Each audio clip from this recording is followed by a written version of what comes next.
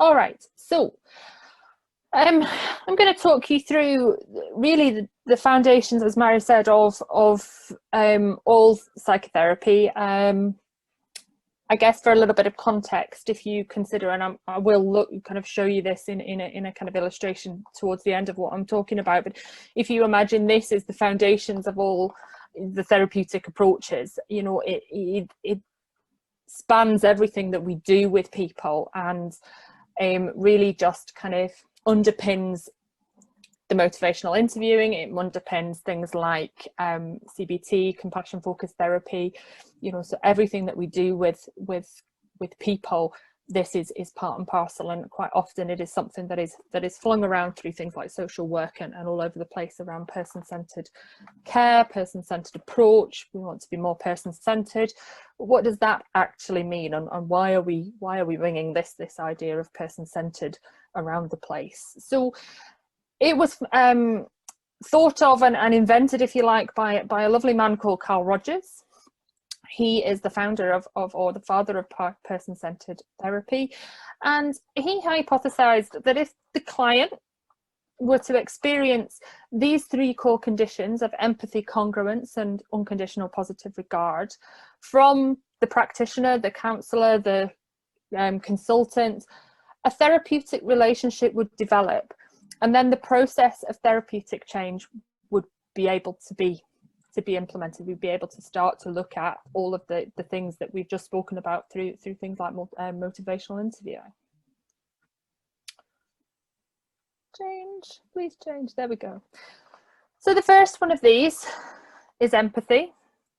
So the state of empathy, or being empathic, is to perceive the internal frame of reference of another person with the accuracy and the emotional components and meanings which pertain thereto, as if one were the person. Essentially, in small language, as if we are walking in those person's shoes. So we're going to walk a mile in our client's shoes. We're going to do our level best to walk alongside and understand where our client might be. Yes, so really nice phrase to sort of capture the spirit of how we want to work with people. We're going to track them rather than lead them. So for motivational interviewing, we're going to notice the client's readiness. We're going to be aware of the stages of change and that fluid moving through the stages of change, matching where they're at rather than trying to push them forward.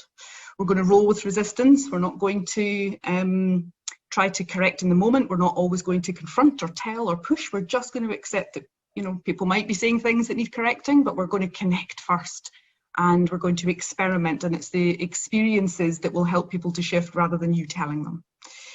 One of the things that's really, really difficult is to use silence, is to not talk. And even though we think we're sometimes, you know, thinking, okay, I'm going to speak less, I'm going to allow my client to speak, actually holding silence and nobody talking for a while is a massive, massive social threat. Our meerkats do not like gaps in conversation. So allowing the client time to think and not pushing, it can feel really uncomfortable to let silence sit. But as a therapist, if you let silence sit, what's often happening is thinking is happening in that space rather than you feeling you have to fill the gap. Socratic dialogue, very much sort of foundation of cognitive behavioural therapy, but again, massive overlap. You're going to be asking questions. You're going to help the person to analyse, to think through. You're going to ask questions rather than tell. And you're wondering with people.